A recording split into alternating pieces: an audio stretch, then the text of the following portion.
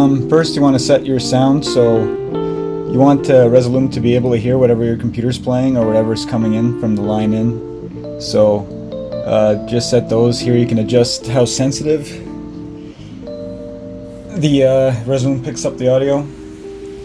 And now I just want to load the clips in. I put one of each color into a different layer.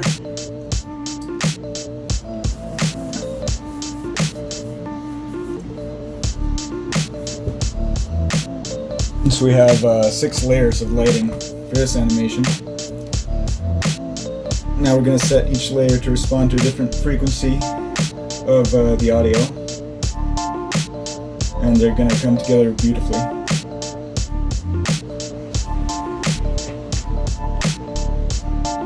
So you click on the layer, you go into the video, and you set the opacity to external FFT. You can set it to BPM sync if you want,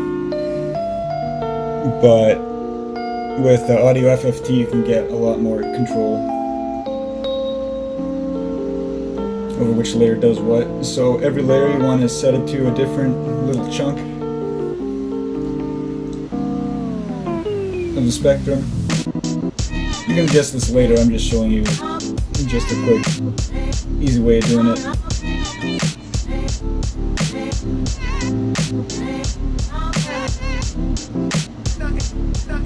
And you want to adjust the gain too, so it's not going over and clipping and having the layer just be on all the time whenever that part of the song gets loud. Get a little more reactivity out of it.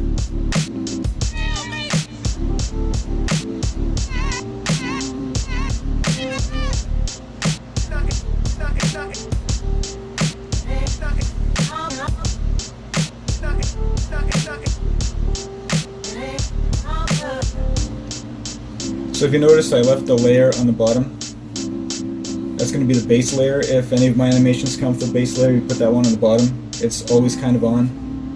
And that way, if you have any alpha channels or anything, and you do any effects, you're not going to see behind it. It's the bottommost layer.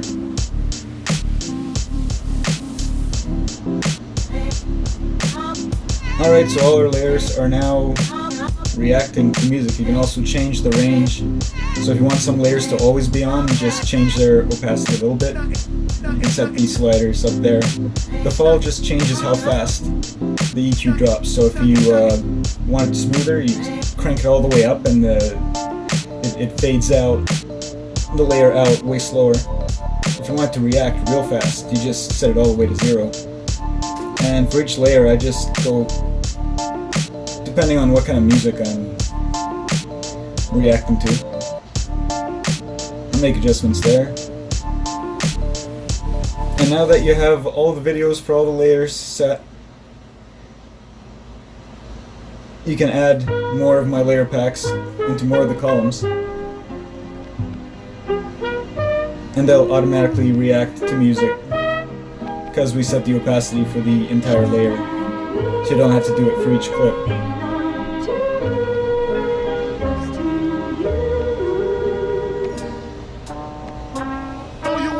There's a trigger there, and you just press a column, and there you go. When you start making more complicated compositions and decks, you can actually set each layer to, set each clip to a button, and trigger the clip, and then you can have another set of clips with an alpha channel on top. Actually, I'm not going to put the alpha channel on these layers.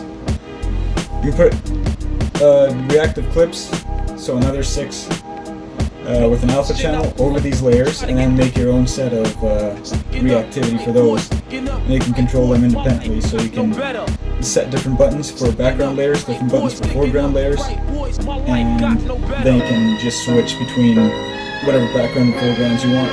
Then you can set different speeds for the foreground layer or the background layer. And yeah, at that point you can do whatever you want.